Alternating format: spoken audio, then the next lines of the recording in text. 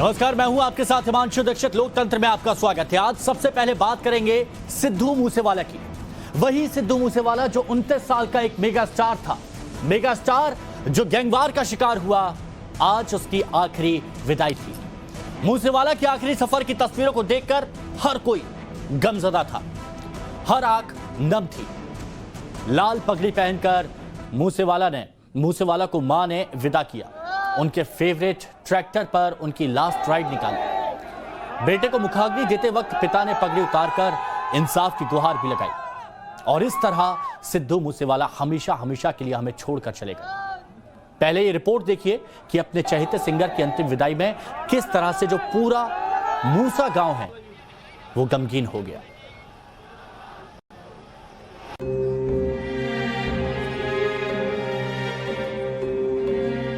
ये भीड़, लोगों की ये जज्बात, हजारों दिलों में उमड़ा प्यार, अपने पसंदीदा सिंगर को आखिरी बार देखने की चाहत, पंजाबी सिंगर सिद्धू मूसेवाला की लोकप्रियता की गवाही है। जैसे ही अंतिम यात्रा पर सिद्धू मूसेवाला निकले, पंजाब के मानसा जिले के मूसा गांव में हजारों आंखें एक साथ छलक पड़ी।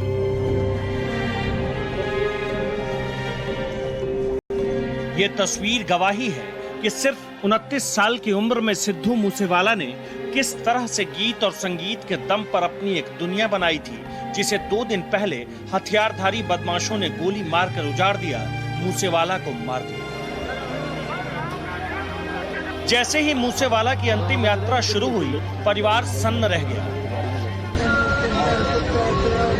माँ, बाप, पड़ोसी, रिश्तेदार, जैसे लगा पूरा मूसा गांव रो रहा है। लोगों की भीड़ बढ़ती गई। दर्द बांटने वाले चाह कर भी दर्द बांट नहीं पा रहे थे। हर किसी ने एक ही बात कही, ये भी कोई उम्र होती है क्या दुनिया को छोड़ जाने की। भारी मात्रा में जो उनके फैंस हैं वो यहाँ पहुँचे हुए हैं। ये सारी तस्वीरें हम ग्राउंड से दिखा रहे हैं और कुछ लोग जो फैंस हैं अलग अलग जगह से आए हैं, उनसे बात भी करने की कोशिश करेंगे, क्योंकि सिद्धू मूसेवाला एक पंजाबी आइकॉन था, यूथ आइकॉन था। देखा जा रहा है सुबह से लेके सभी यूथ यहाँ पे लाइन बना के खड़े हैं। क्या लगता है कि सिद्धू मूसेवाला जैसे सबको छोड़ के चले गया, क्या लगता है आपको? क्योंकि पंजाब का वो आइकन था, यूथ का आइकन था वो। ਬਈ ਬਹੁਤ ਵੱਡਾ ਦੁੱਖ ਹੈ ਸਾਰਿਆਂ ਇਕੱਲੇ ਸਾਡੇ ਲਈ ਨਹੀਂ, ਸਾਰਿਆਂ ਲਈ ਆ। ਬਾਕੀ ਦੇਖੋ ਬਈ ਕਿੱਥੋਂ ਲੈ ਕੇ ਮੂਸਾ ਪਿੰਡ ਕੌਣ ਜਾਣਦਾ ਮੂਸੇ ਮਾਨਸਾ ਨੂੰ ਬਈ ਵਰਲਡ ਲੈਵਲ ਤੇ ਮਸ਼ਹੂਰ ਕਰਤਾ। ਠੀਕ ਆ ਬਈ, ਦੁੱਖ ਸਾਰਿਆਂ ਨੂੰ ਬਈ, ਹਰੇਕ ਅੱਖ 'ਚ ਹੰਝੂ ਨੇ ਯਾਰ। ਠੀਕ ਆ, ਐਡੀ ਲੋਕ ਪੈਸਾ ਹਰੇਕ ਬੰਦਾ ਕਮਾਉਂਦਾ, ਪਰ ਜਿਹੜੀ ਆ ਕਮਾਈ ਆ ਇਹ ਕਿਸੇ ਦੇ ਹਿੱਸੇ ਮੈਨੂੰ ਨਹੀਂ ਲੱਗਦਾ ਵੀ ਕਿਸੇ ਦੇ ਹਿੱਸੇ ਆ ਜੂਗੀ। किसी भी माँ बाप के लिए सबसे बुरा होता है जीते जी बच्चे की अर्थी को कंधा देना। मूसेवाला की माँ तो ठहर गई थी।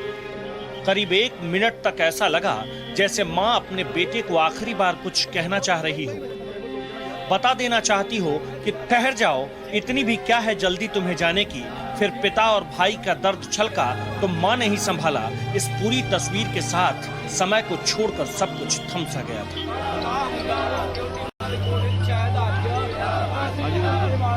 जिस ट्रैक्टर पर सिद्धू मूसेवाला को अंतिम संस्कार के लिए ले जाया गया, उसके अगले हिस्से में उनकी एक पसंदीदा तस्वीर लगाई गई थी, जिसमें वो अपने मूंछ पर ताव देते दिख रहे हैं।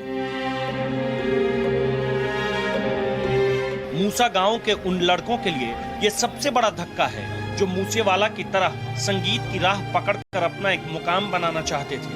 ये दुनिया जानती है कि शौक से शुरू हुआ सफर ही मूसेवाला को एक सफल सिंगर बनाया था। फिर दुनिया में शोहरत बांटने का वक्त आया तो मूसेवाला आगे बढ़े जरूर, लेकिन 29 मई 2022 दिन रविवार मूसेवाला का सफर हमेशा के लिए थम गया। भावनाओं की परिभाषा हमेशा से लोकप्रियता की परिभाषा पर भारी रही और मूसा गांव की भावनाएं आज उमड़ती रही। लोगों के आंखों से आंसू निकलते रहे, लेकिन इस सच को कोई बदल नहीं सका। सिद्धू मूसेवाला हमेशा हमेशा के लिए दुनिया को अलविदा कह गए। Bureau report, times now Navbharat. Mega star Sidhu Moosewala. आज एक तरफ सिद्धू मूसेवाला को आखिरी विदाई दी गई, तो दूसरी तरफ आज ही उनकी वो पोस्टमार्टम रिपोर्ट सामने आई जिसे देखकर डॉक्टर तक कांप गए। मर्डर का वीडियो देखकर ही अंदाजा लगाया जा रहा था कि एक बड़ी साजिश का हिस्सा है। अब पोस्टमार्टम की रिपोर्ट इतना बताने के लिए काफी है कि मूसेवाला पर तब तक गोली चलाई गई जब तक हमलावरों को यह तसल्ली नहीं मिल गई कि अब मूसेवाला नहीं बचेगा। दूसरी तरफ उनके परिवार और पिता का रो रो कर बुरा हाल है। पिता ने तो पगड़ी उतारकर इंसाफ की मांग तक की है।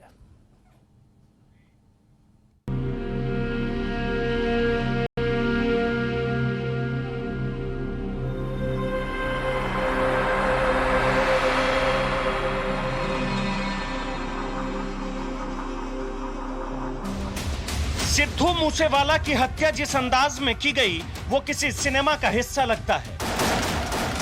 पहले कार से पीछा, फिर ओवरटेक और फिर मर्डर।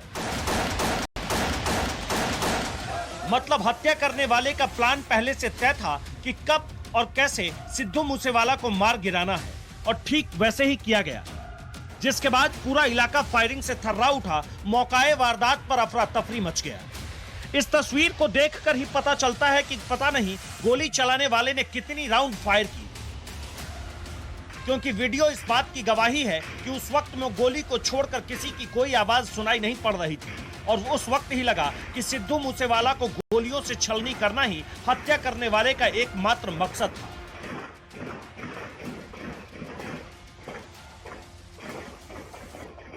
अब पोस्टमार्टम रिपोर्ट में साफ हो गया है कि यह कितना विभत्स था, कितना क्रूर था। 5 डॉक्टरों की टीम ने जो पोस्टमार्टम किया उसके मुताबिक शरीर पर 24 से ज्यादा गोलियों के निशान मिले हैं। एक गोली सिर की हड्डी में जाकर फंस गई थी, कुछ गोलियां तो बिल्कुल आर पार निकल गई थी। करीब 30 राउंड तक फायरिंग हुई और ज्यादा खून बहने से ही सिद्धू मूसेवाला की मौत हो गई। इस रिपोर्ट को देखकर यह अंदाजा लगाया जा सकता है कि मूसेवाला को मारने वालों ने किस तरह से टारगेट किया था। एक बात और साफ है कि हमलावरों को जब इस बात का एहसास हो चला कि अब मूसेवाला किसी कीमत पर नहीं बचेगा, तब वो मौके से फरार हुआ। मूसेवाला के पोस्टमार्टम के लिए मानसा के सिविल अस्पताल में 5 डॉक्टरों को लगाया गया था। इसमें पटियाला और फरीदकोट मेडिकल कॉलेज के डॉक्टर शामिल थे। सूत्र तो ये तक बता रहे हैं कि आखिर में पोस्टमार्टम करने वाले डॉक्टरों के हाथ तक कांप गए। साथ ही इस रिपोर्ट में इस बात की भी तस्दीक है कि मूसेवाला की हत्या में बिल्कुल आधुनिक हथियारों का इस्तेमाल किया गया। सिद्धू मूसेवाला की खौफनाक हत्या की पोस्टमार्टम रिपोर्ट ये चीजें दर्शाती है कि इसके पीछे काफी गहरी साजिश थी। बेशक जगह की बात की जाए, जगह का भी ध्यान रखा गया और पीछे कैसे साजिश रची गई इसका भी ध्यान रखा गया, और साथ ही साथ अगर टाइमिंग की बात करें तो उसका भी ध्यान रखा गया। और जो वेपन सिलेक्शन थी वो भी ऐसे की गई थी कि किसी भी हालत में सिद्धू मूसेवाला बच ना पाए। और कहीं ना कहीं ये लगता है कि ये गहरी साजिश पहले से की गई थी, और आज ये पोस्टमार्टम की रिपोर्ट से ये सब कुछ दर्शाता है कि सिद्धू मूसेवाले की हत्या की जो साजिश थी वो ये थी कि सिद्धू मूसेवाला किसी भी हालात में बच ना पाए। पोस्टमार्टम रिपोर्ट के बाद अब जरा उस शख्स की जुबानी पूरी कहानी सुनिए जिससे बंदूक के दम पर हत्या करने वाले कार छीनकर फरार हो गए। ये सब अचानक हुआ कैसे, किस तरह से हत्या के बाद कार छीनी गई, और ये सब कितना भयावह था। कौन सी गाड़ी थी, कौन सी गाड़ी में आ रहे थे जब उन्होंने आपको ओवरटेक किया? आपकी गाड़ी रोकी गई, ਜਾਂ आपने खुद रोकी, ਜਾਂ डर गए, ਜਾਂ सहम गए, क्या हुआ? सर जी डर गए ਅਸੀਂ ਸਾਡੇ ਮੂਹਰੇ ਗੱਡੀ ਲਾਤੀ ਸੜਕ ਪਰ ਜਮਾ ਮੂਹਰੇ ਲਾਤੀ ਜੀ ਗੱਡੀ। कौन सी गाड़ी थी वो? कोरोना जी अपना करोला जी। हाँ जी सर जी एकदम से लगा दी तो फिर क्या हुआ? एकदम से लगाती जी, एक मगर बलोरो लगाती जी। उसने जो सानू धमकियाँ दी जी गाड़ी में, कहते भी गाड़ी में बाहर निकल जाओ, नहीं हम तुम्हारे को मार देंगे जान से।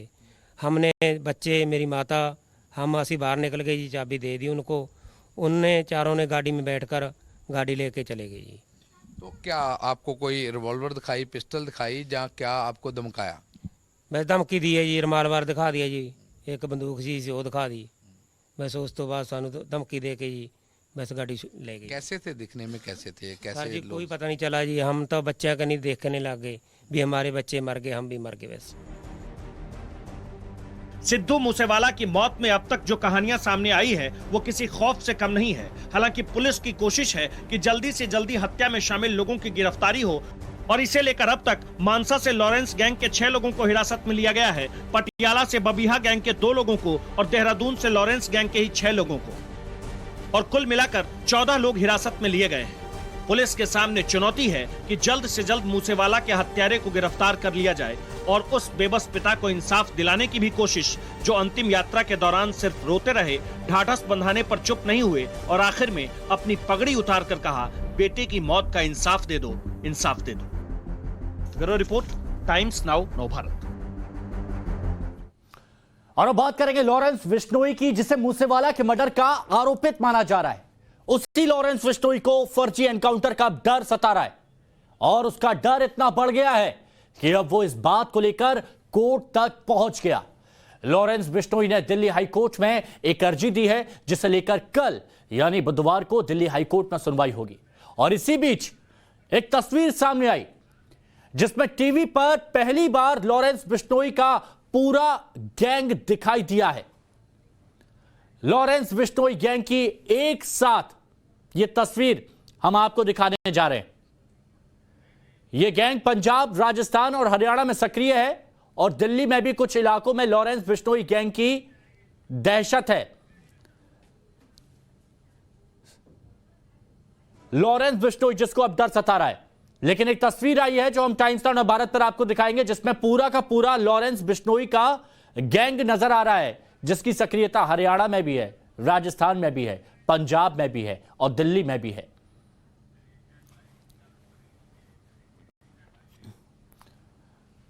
तो और अब हम आपको आंकड़ों के जरिए कुछ बताते हैं। अब हम आपको ग्राफिक्स के जरिए बताते हैं कि आखिर इस मामले में अपडेट क्या आ रहा है। सिद्धू मूसेवाला की हत्या यहां पर की गई, लेकिन गैंगस्टर की क्राइम फाइल आपको दिखाएंगे। किस गैंगस्टर की बात यहां पर की जा रही है? लॉरेंस बिश्नोई की, जिसको आप यहां पर देख रहे हैं। ये जो तस्वीर है, ये लॉरेंस बिश्नोई की तस्वीर, और इसके बारे में आपको बता रहे हैं लॉरेंस बिश्नोई 25 क्रिमिनल केस इस शख्स के ऊपर हैं, जिसको अब अपनी हत्या का डर सता रहा है। हाईकोर्ट में कल इस मामले पर सुनवाई होने जा रही है। यह है लॉरेंस बिश्नोई, सक्रियता इसकी कई राज्यों में है, इसकी गैंग की तस्वीर भी सामने आ रही है। दिल्ली की बात करें, पंजाब की बात करें, हरियाणा की बात करें, राजस्थान की बात करें, ये सक्रिय है। अब एक और शख्स आपको दिखाते हैं। इस शख्स का नाम है काला जठेड़ी। काला जठेड़ी, 40 से ज्यादा क्रिमिनल केस इस शख्स के ऊपर हैं। आप समझिए कि कितना एक्टिव है ये, इसकी गैंग कितनी सक्रिय है।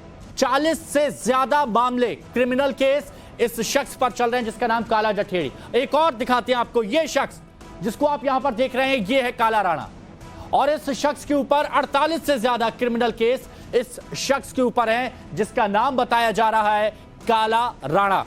अब एक और शख्स आपको दिखाते हैं। यह तस्वीर आप देखेंगे, यह तस्वीर है शाहरुख की। यह तस्वीर शाहरुख की तस्वीर है। 10 क्रिमिनल केस इस शख्स पर हैं। और आपको याद होगा कुछ वक्त पहले एक तस्वीर आई थी जब खुलेआम फायरिंग इस शाहरुख ने की थी।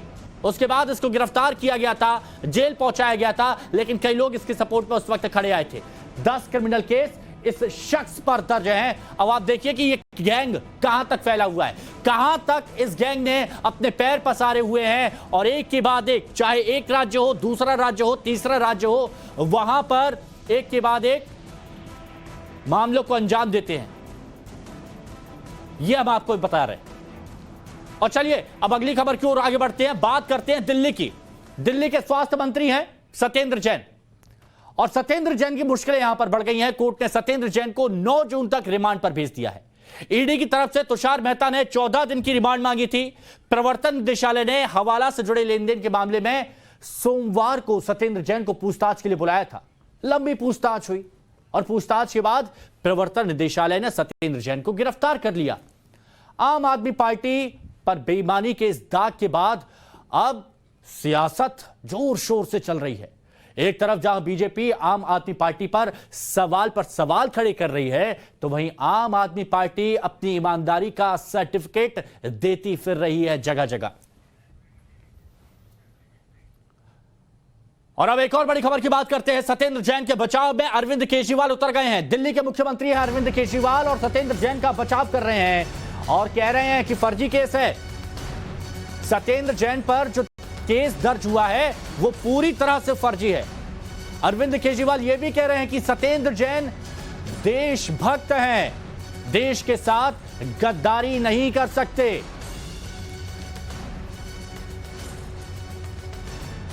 मैंने सत्येंद्र जैन के सारे कागज़ खुद देखे हैं, पढ़ा लिखा आदमी हूँ, कानून की भी बहुत समझ है। इनके ऊपर लगाए गए सारे आरोप फर्जी हैं, पूरा का पूरा मामला फर्जी है। केवल राजनीति की वजह से उन्हें गिरफ्तार किया गया है।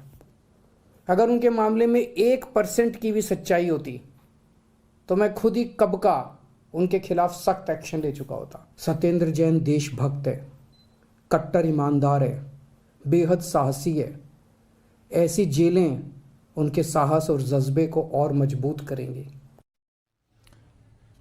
तो देखिए, सत्येंद्र जैन निर्दोष है या गुनहगार, ये जांच का विषय है। लेकिन अरविंद केजरीवाल सत्येंद्र जैन पर लगे आरोपों को फर्जी बता रहे हैं। लेकिन बीजेपी को आम आदमी पार्टी पर हमला बोलने का एक मौका मिल गया, क्योंकि सत्येंद्र जैन पर जो आरोप लगे हैं वो बेहद गंभीर हैं।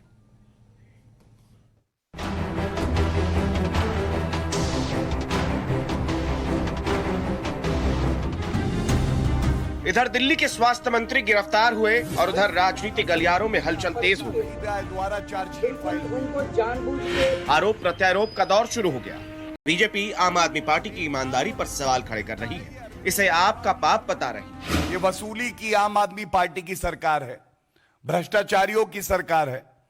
लेकिन आपकी पार्टी खुद कहती थी किसी जमाने में स्वघोषित the anti corruption crusader,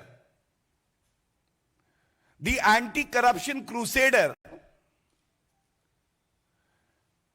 has now become the corrupt.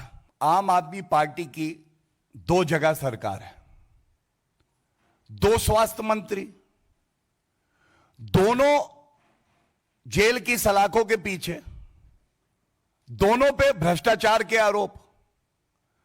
तो अगर 2 सरकारें, 2 मंत्री, दोनों भ्रष्टाचारी, दोनों जेल की सलाखों के पीछे, तो 100% करप्शन रेट हुआ कि नहीं हुआ?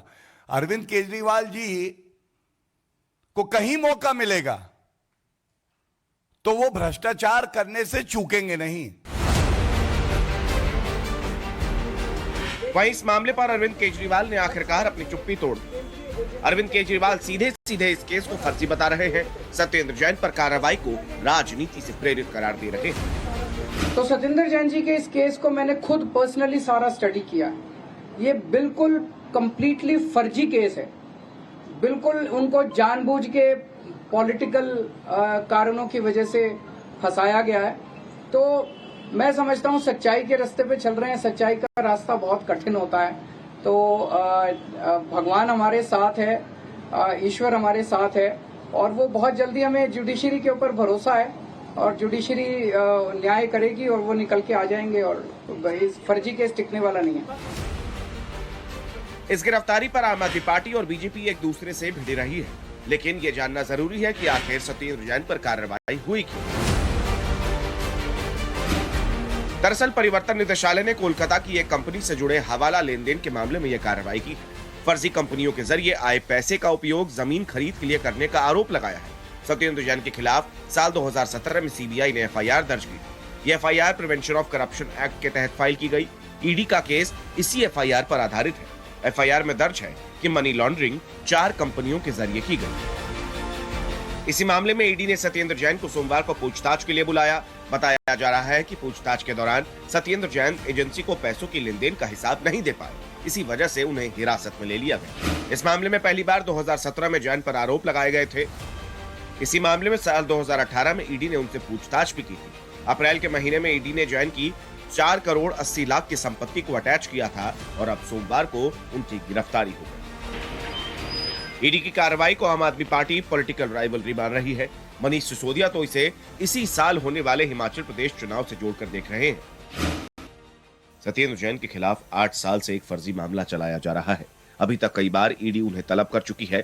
बीच में कई साल ईडी ने उन्हें बुलाना बंद कर दिया था क्योंकि उसे कुछ मिला ही नहीं। अब फिर शुरू कर दिया क्योंकि सत्येंद्र जैन हिमाचल के चुनाव प्रभारी हैं।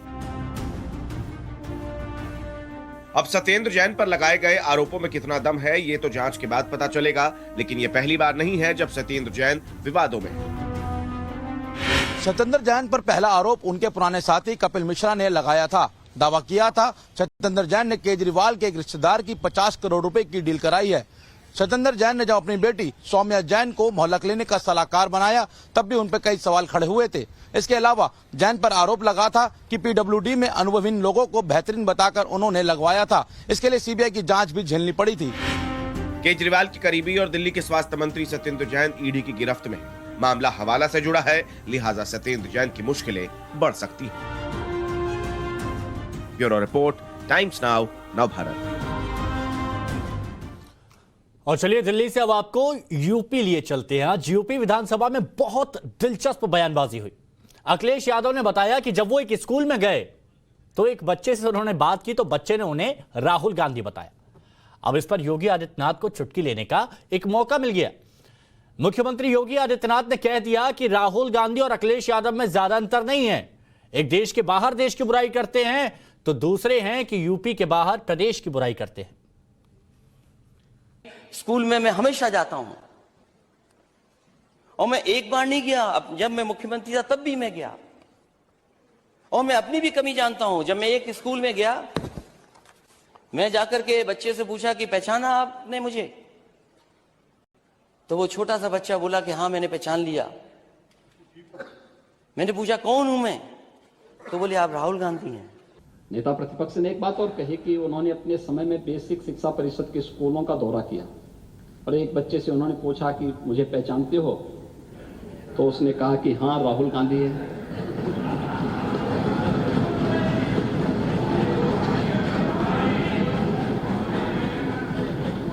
बच्चे भोले भाले होते हैं लेकिन मन के होते हैं सच्चे।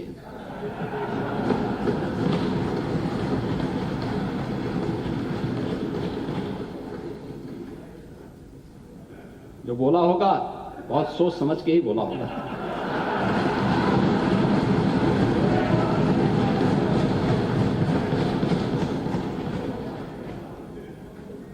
फर्क बहुत ज्यादा नहीं है।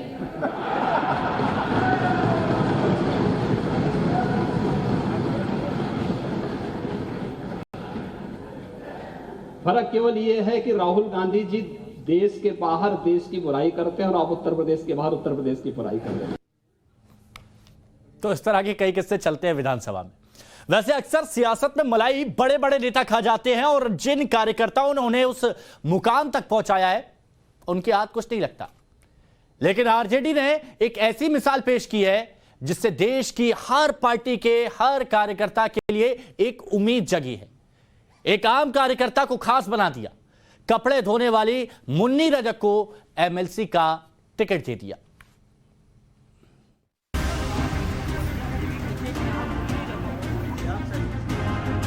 ये है मुन्नी देवी।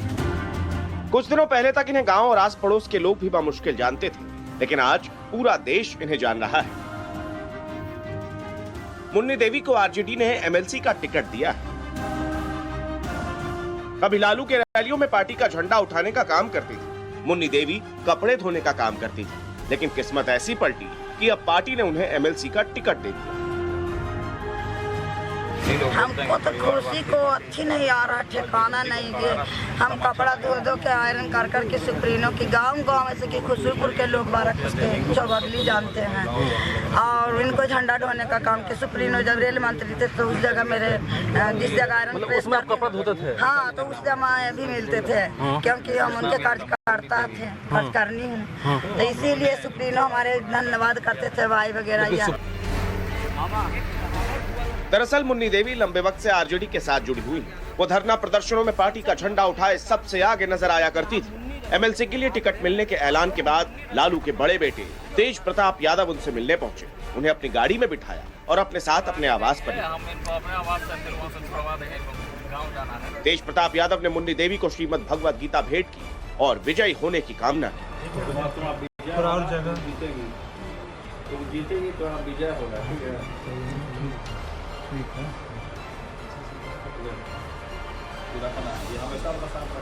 जब सालों पहले बिहार के मुन्नी रजक ने आरजेडी का झंडा उठाया, लालू यादव के लिए नारा बुलंद किया, लालटेन लेकर वोट मांगे, तब ना तो मुन्नी रजक को और ना ही किसी और ने यह सोचा था कि एक दिन मुन्नी देवी की किस्मत पलट जाएगी। उनके जीवन में इस तरह का क्रांतिकारी और ऐतिहासिक राजनीतिक चमत्कार हो जाएगा।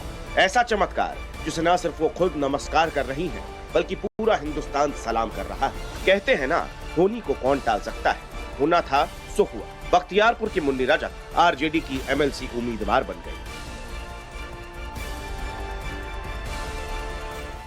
और अब एक बड़ी खबर की बात करते हैं। सरकार ने 2021-22 की मार्च तिमाही के साथ साथ पूरे वित्त वर्ष के लिए जीडीपी के आंकड़े जारी किए हैं।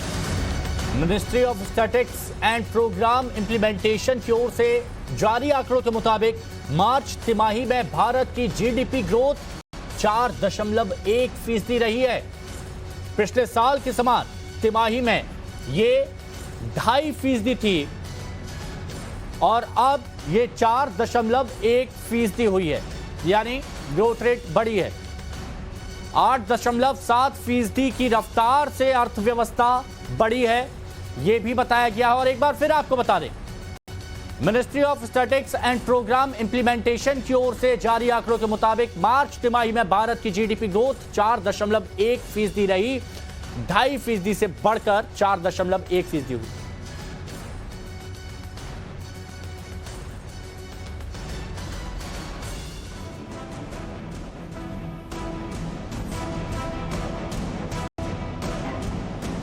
और देखिए, आप बुलेटिन में आगे हम आपको बताएंगे जिसका आप बेसब्री से इंतजार कर रहे थे। पूरब से लेकर पश्चिम, उत्तर से लेकर दक्षिण, हर कोई ये जानना चाहता था कि ज्ञानवापी के अंदर का सच क्या है। जिज्ञासा थी जो आ रही थी, और आज वो जिज्ञासा आपकी हम दूर करेंगे। वो तस्वीरें आपको दिखाएंगे स्पष्ट, साफ, जो आपने कहीं नहीं देखी होंगी।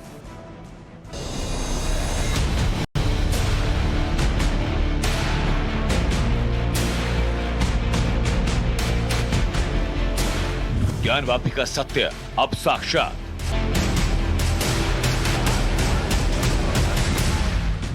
आकृति खुद खोल रही है सारे राज।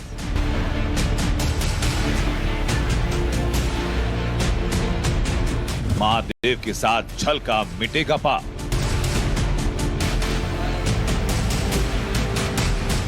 बंद तहखाना खुला, सबूत देख रही दुनिया। एक एक दीवार सत्य का वीडियो प्रमाण।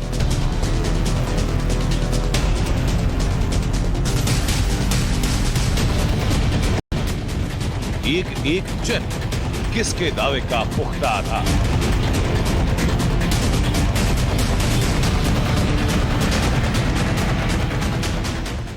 वो जानते थे, इसलिए धर्म और कानून का डर दिखा रहे थे।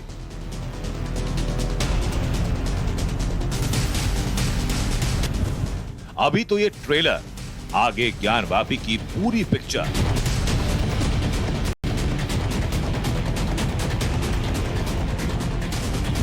सत्य ही शिव, शिव ही प्रमाण।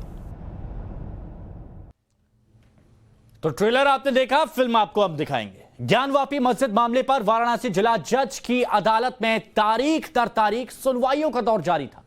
मंदिर था, उसे तोड़कर मस्जिद बनाई गई। मस्जिद में मिली आकृति शिवलिंग है या फुव्वारा, इस पर हर तरफ आपने देखा होगा जोरदार बहस जारी है। लेकिन आज टाइम्स नाउ नव भारत आपको ज्ञानवापी के सच दिखाने वाला है। बिल्कुल नया वीडियो आपको दिखाएगी। इन सबूतों को देखने के बाद किसी की भी आंखें खुली की खुली रह जाएंगी। सबसे पहले आपको दिखाते हैं जब ज्ञानवापी का तहखाना खुला, उसकी तहखाने की चाबी खुली, तो उस तहखाने से कौन से राज सभी के सामने आए।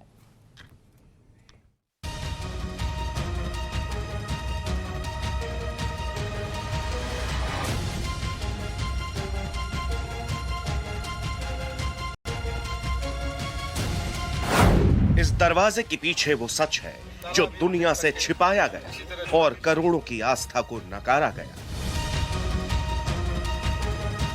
ज्ञानवापी के मौलाना ने ताला खोलने या फिर तोड़ने के सख्त आदेश से मजबूर होकर तहखाना खोल ही दिया।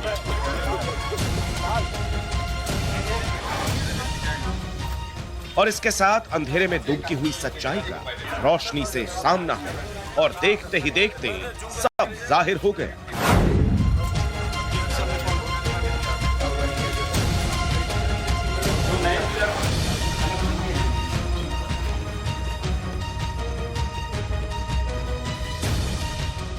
ये वीडियो ज्ञानवापी परिसर में मौजूद तहखाने का दरवाजा बंद है, जिसे एक मौलाना खोलते दिख रहे हैं। इसके बाद तहखाने के अंदर एक ढांचा नजर आ रहा है।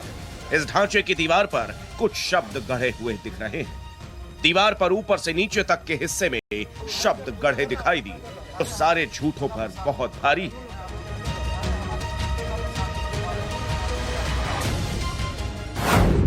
ज्ञानवापी मस्जिद के तहखाने के अंदर खंभों पर संस्कृत में लिखावट साफ दिख रही है।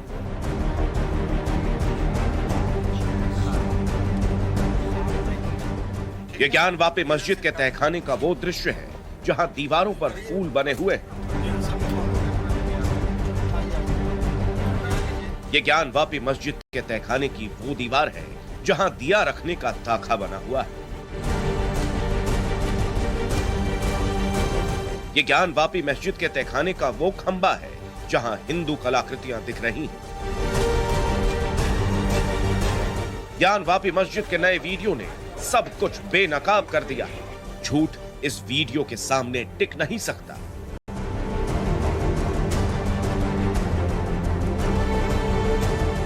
सवाल उठता है कि जो सच पूरी दुनिया समझ रही है वो कुछ लोग क्यों नहीं समझ रहे? क्या किसी मस्जिद के तहखाने में संस्कृत की लिखावट मिलती है? कहां मस्जिद की दीवार में फूल मिलते हैं? दिया और हिंदू मंदिर में दिखने वाली कलाकृतियों की बात तो छोड़ ही दी। ये वो हकीकत है जिसको कोई नहीं नकार सकता। पूरी बिल्डिंग एक दो जगह नहीं, त्रिशूल है, स्वास्तिक है, संस्कृत के श्लोक हैं, जो आले बने हैं, जो मंदिरों बनते वो हैं। इवन गुम्बद जो है, गुम्बद के नीचे हिंदू गुम्बद है, यानी शिखर से लेकर पाताल नीचे तक हिंदू मंदिर के एक नहीं 50 चिन्ह हैं। मैं तो खुद वहाँ गया था, सर्वे में था और मैंने देखा था। वो सब सर्वे रिपोर्ट में लिखा हुआ है, रिपोर्ट की कापी हमारे पास है, उसमें रिपोर्ट में लिखा हुआ है और जो कोर्ट में सामने आएगा सब चीज़ साबित हो जाएगी। और ये जो पूरा जो कॉम्प्लेक्स है वो ओरिजिनल हिंदू मंदिर था। एक और वीडियो देखिए, ये ज्ञानवापी के गुंबद के अंदर का हिस्सा है। इसी वीडियो में आगे कमल के फूल जैसी आकृति दिख रही है। सवाल वही है, क्या किसी मस्जिद में कभी कमल का फूल देखा गया है? एक और वीडियो देखिए, मंदिर के अंदर कई जगह पर त्रिशूल बना दिखाई दे रहा है। दीवारें गवाही दे रही हैं, यह मस्जिद की दीवार नहीं हो सकती। तहखाने के इसी अंधेरे में स्वास्तिक का निशान दिख रहा है। ये सारे धार्मिक चिन्ह हिंदुओं की आस्था के प्रतीक हैं। इसके अलावा तहखाने की जमीन पर कुछ मूर्तियां पड़ी हुई दिख रही हैं। देखने में ये मिट्टी की और काफी पुरानी लग रही हैं। बहुत सारे चिन्ह हैं, स्वास्तिक के चिन्ह, त्रिशूल है, हिंदू देवी देवताओं के बने हुए आले हैं जिसमें देवी देवताओं की मूर्तियां खंडित की गई हैं, पिलर्स हैं, खंबे हैं, कुआं है, शिवलिंग है। तो ऐसी बहुत सारी चीज़ें हैं। जो नीचे तहखाना है उसमें घंटियां बनी हुई हैं, कमल के पत्ते हैं, पान के पत्ते हैं। तो ये सारी चीज़ें कभी किसी इस्लामिक आर्किटेक्चर में या मस्जिद में नहीं हो सकती हैं। और इसके लिए जो जितनी चेन ऑफ इवेंट्स है, जो हमने हिस्ट्री में बताया कि औरंगजेब ने यहाँ पे एक मंदिर को तोड़ा था और उससे पहले कैसे कुतुबुद्दीन ऐबक ने तोड़ा था, वो सारी चीज़ें चेन ऑफ इवेंट्स और वस्तुस्थिति से एकदम मैच करती हैं। किसी मंदिर को तोड़ के मस्जिद बनाने का हमारा इस्लामी धर्म का कोई हुक्म भी नहीं है। औरंगजेब ने कभी, आप इतिहास में साबित नहीं कर सकते, मैं चैलेंज कर सकता हूँ, इतिहास में आप साबित नहीं कर सकते कि औरंगजेब ने या किसी भी मुसलमान बादशाह ने मंदिर को तोड़ के मस्जिद बनाया हो। ये कहीं साबित नहीं है, हमारे धर्म में नहीं है ये। इन सबूतों को कौन झुठला सकता है? लेकिन मुस्लिम पक्ष की बचकानी दलील सुनिए। ज्ञानवापी मस्जिद कमेटी के महासचिव के एक एक शब्द पर गौर करना चाहिए। बाद में किसी वक्त कुरेदा गया है, जब ये बैरिकेडिंग नहीं थी, एक्सेस टू ऑल था, तो हो सकता है किसी ने जानबूझ के कुरेदते रहे हों। क्योंकि अक्सर आप जाके देखिए वहाँ पे कहीं बोतल है, कहीं मिट्टी के बर्तन हैं, इस तरह के लोग फेंकते रहते हैं। वहाँ हुआ यह है कि वहाँ पे हमारे कुछ किराएदार, हिंदू किराएदार जो मूर्तियों का कारोबार करते थे, वो भी वहाँ रहते थे और वो अपनी जो टूटी फूटी मूर्तियाँ थी वो वहाँ फेंक देते थे। अब वो वहाँ फेंक करके उसके बाद बैरिकेडिंग हुई। बैरिकेडिंग के बाद से अंदर से कोई सामान बाहर नहीं जा सका, इसलिए वो वहीं पड़ी रह गई। तहखाने में मिले मूर्तियों पर मौलाना की दलील तो सुन ली आपने, अब जरा तहखाने में मिली हिंदू धर्म चिन्ह पर भी दलील सुन लीजिए। यहाँ एक भोला नाम का आदमी आता था जो रंगाई पुताई का काम करता था, वो अक्सर कुरेदा करता था। कई जगह उसने कुरेदा, यहाँ तक कि उसने एक जगह श्री राम लिख दिया था। जब उसको पकड़ा गया कि भैया ये श्री राम तुमने यहाँ क्यों लिख दिया, तब उसके बाद उसको हटाया गया। ये किस तरह की चीजें कुरेद कर बनाई गई थी? आप जो भी आपको ये चिन्ह मिले हैं ये सिस्टमेटिक नहीं होंगे। सुना आपने, ये दलील है ज्ञानवापी में मिले हिंदू प्रतीक चिन्ह के, जिस पर अब बचकानी दलील दी जा रही है। लेकिन सच्चाई यही है कि ये वो राज थे जो ज्ञानवापी में सालों से कैद रखे गए, जिसे मुस्लिम पक्ष दिखाना नहीं चाहता था। तहखाने में ताला जड़ दिया गया था, न कोई आता न कोई जाता। साल में 2 बार प्रशासन की निगरानी में तहखाना खोला जाता, लेकिन हर किसी को यहां पहुंचने की इजाजत नहीं होती थी। यानी राज कुछ लोगों के बीच ही रहता।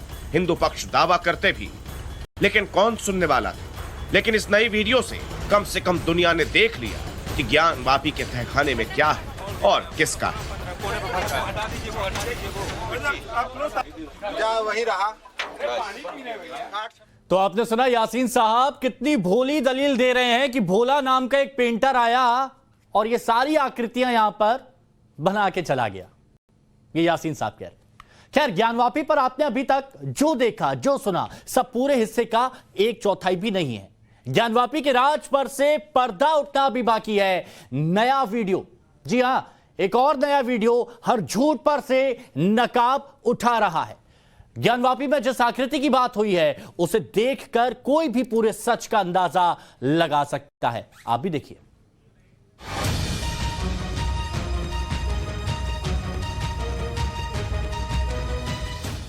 जिस राज को कैद करने की कोशिश होती रही, जिसे मुस्लिम पक्ष दुनिया से छिपा कर रखना चाहता था,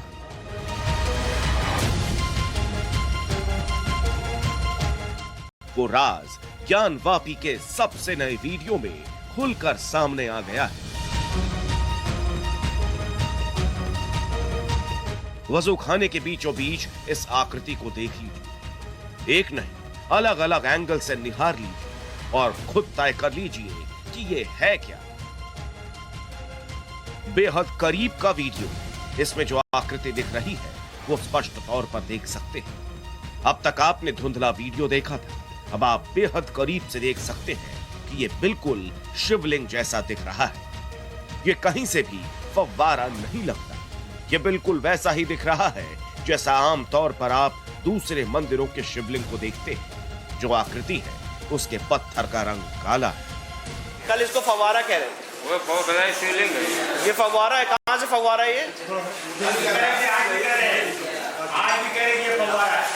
ये फव्वारा है। वो तो पब्लिक देखेगी फव्वारा है कि शिवलिंग है। हिंदू पक्ष का कोर्ट में दावा है कि वजू खाने के बीचों बीच जो दिख रहा है वो शिवलिंग है। अब ज्ञानवापी के नए वीडियो में जो आकृति दिख रही है वो क्या है, इसका फैसला तो कोर्ट ही करेगा। लेकिन भगवान शिव के त्रिशूल पर विराजमान काशी नगरी के लोग क्या बोल रहे हैं वो सुनना जरूरी है। जो आकृति है वो क्या नजर आप लोग को आ रही है? बिल्कुल आकृति शिवलिंग की है और नंदी जी की प्रतीक्षा कर रही वही शिवलिंग है। और हमें बहुत ही गर्व हो रहा है कि समय से पहले वह शिवलिंग प्रस्फुटित दिखाई दिया। निसंदेह ये पूरी तरह से सदियों पूर्व के मंदिर का ही भग्नावशेष वहाँ पड़ा हुआ है। उसमें सारे साक्ष्य प्रमाण जो हमारे पटिशन में डाला गया है वो सारी चीज़ें, जिन बातों को हमने उल्लेख किया वो सारी बातें आ गई हैं। वीडियो में जो सच्चाई सामने आ रही है वो वाकई सच्चाई है। जो शिवलिंग दिख रहे हैं वो सामने शिवलिंग ही है। वो अभी तो हम लोग उसकी भी मांग करेंगे कि शिवलिंग को पूरा उभर के सामने निकले, क्योंकि जो लोग कह रहे हैं ना फुहारा है, तो कम से कम उनके मुंह पे जूते तो पड़ेंगे कि वो फुहारा है कि वो शिवलिंग है। नए वीडियो में दिख रहे आकृति के ऊपर सफेद रंग का एक ठोस पदार्थ लगा दिख रहा है। दावा किया गया कि ये सीमेंट है जिसे टुकड़ों में काटा गया है। हिंदू पक्ष ने कोर्ट में दावा किया कि आकृति को क्षतिग्रस्त करने की कोशिश की गई है। साफ दिख रहा है कि इस खांचे को ऊपर से जोड़ा गया है। 5 जगह से काटे गए इस खांचे के बीच में एक छेद भी दिख रही है। कथित शिवलिंग नहीं है, केवल शिवलिंग है। उसको कथित कह के आप हमारी भावना को मत के लिए, बिल्कुल शिवलिंग है। उसको जो भी हिंदू भगवान शिव की पूजा करता है और जिसने आज तक शिवलिंग पर पूजा करके जल अभिषेक किया है या दूध चढ़ाया है, जो मंदिर जाता है, उनको मालूम देख के कोई भी कह देगा शिवलिंग है। हिंदू पक्ष का मीडिया में दावा रहा है वजू खाने में जमा पानी को निकालने के बाद एक आकृति उभर कर सामने आई, जिसे मुस्लिम पक्ष फव्वारा बता रहा है। इस नए वीडियो में एक उभरी हुई आकृति पर पानी डालते कुछ लोग नजर आ रहे हैं। वजू खाने के बीचों बीच ये आकृति है और उसके चारों ओर लोग खड़े हैं। इसके अलावा बीचों बीच उभरी हुई आकृति को कुछ लोग घेरे हुए भी नजर आ रहे हैं। क्योंकि बीच में पानी भरा है, इसलिए सीढ़ी के जरिए वजू खाने के बीचों बीच तक आकृति के पास पहुंचा गया। कल विश्वेश्वर महादेव सोमवती अमावस्या ज्येष्ठ मास की और प्रकट हो गए। इससे बढ़कर के खुशी काशी वासियों को ही नहीं, पूरे विश्व के सनातनी हिंदुओं को और क्या मिलेगी। सत्य को छुपाए से छुपता नहीं है, चाहे उसे 33 बाई 33 फीट के तालाब में बंद करके रखो, चाहे उसके सर पर आप 1 ईंट का मोटा साजिश करके आप व्हाइट सीमेंट से कोई लेपन कर दो। पिछले 3 दशकों से ज्ञानवापी को लेकर हिंदू और मुस्लिम पक्ष के अपने अपने दावे रहे हैं और इन दावों के बीच में वायरल हो रहे वीडियो ने उस सच्चाई को सामने ला दिया जिसे लेकर लंबे समय से दुनिया जानना चाहती रही है। परिसर के बीचों बीच बने वजूखाने में मिली आकृति ने हिंदू पक्ष के दावे को पंख लगा दिया है। हिंदू पक्ष इस आकृति को शिवलिंग बता रहा है, जबकि मुस्लिम पक्ष इसे अभी भी फव्वारा मान रहा है।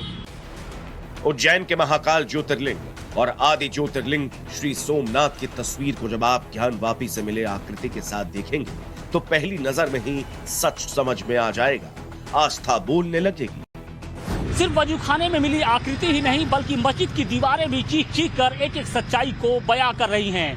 दीवारों पर हिंदू धर्म से जुड़ी हुई काफी कलाकृतियां मिली हैं। अब सवाल ऐसे में उठता है कि जब मस्जिद की दीवारों पर इस्लामिक स्ट्रक्चर होना चाहिए तो वहां पर हिंदू धर्म से जुड़ी हुई कलाकृतियों का क्या काम। बताया जा रहा है कि वजूखाने के बीचों बीच जो आकृति मिली है वो व्यास में 12 फुट 8 इंच। इसकी गहराई भी काफी ज्यादा है। सवाल उठता है कि ऐसा फव्वारा कहां देखा है। इसे फव्वारा मानने वालों को मुगल काल में बने दूसरे फव्वारों को भी देखना चाहिए। वहीं दूसरी तरफ हिंदू पक्ष का दावा रहा है कि नंदी के ठीक सामने वजूखाने में आकृति मिली है। यह ज्ञानवापी मस्जिद का बाहरी हिस्सा है। दूसरी ओर लोहे के इस जंगले के पार काशी विश्वनाथ परिसर है। गौर से देखने पर जंगले के उस पार नंदी भी नजर आ रहे हैं। इस नए वीडियो में यह दावा कुछ ज्यादा ही स्पष्ट दिख रहा है। नंदी की मूर्ति के सामने जैसे ही कैमरे ने वजूखाने की तरफ एंगल बनाया, साफ साफ वो जगह दिखी जहां से आकृति मिली है, यानी नंदी के ठीक सामने 83.3 फीट की दूरी पर आकृति दिख रही है। जिस दिन कमीशन की कार्रवाई हुई थी और कमीशन की रिपोर्ट कोर्ट के पटल पे आई थी और जिस दिन सर्वे को एफर्म किया गया था, उसी दिन हमें पता था कि जो हमारे दावे हैं वो सच साबित होंगे। अगर आप मेरी प्लेंट पढ़ेंगे तो हमारे प्लेंट का एक एक एवरमेंट सच साबित होते हुए दिख रहा है, क्योंकि हमने कहा था कि वहाँ पे देवता मौजूद है।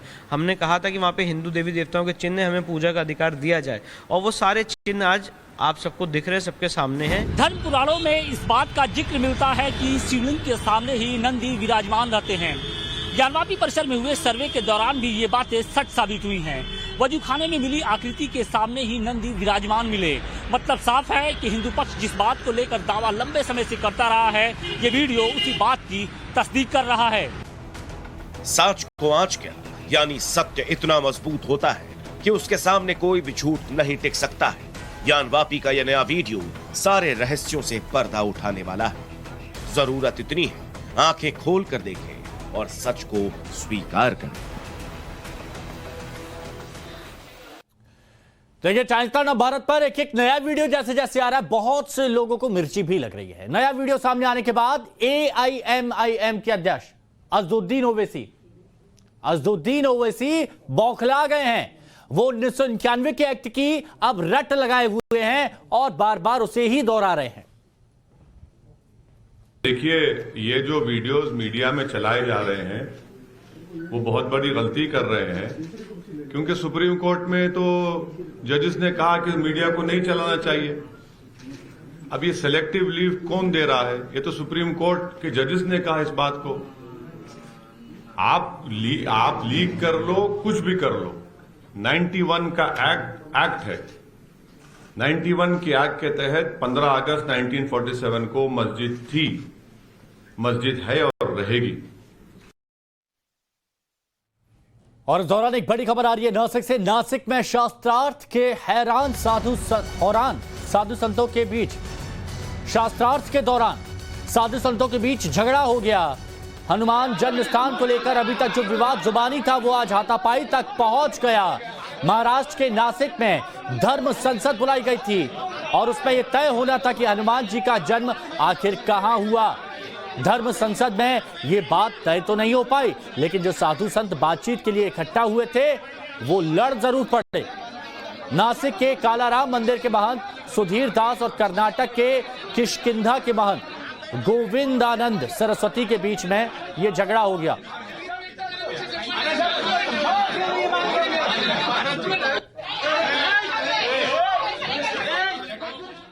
और लोकतंत्र में यहां वक्त एक छोटे से ब्रेक का, बने रहें टाइम्स नाउ नव भारत के साथ।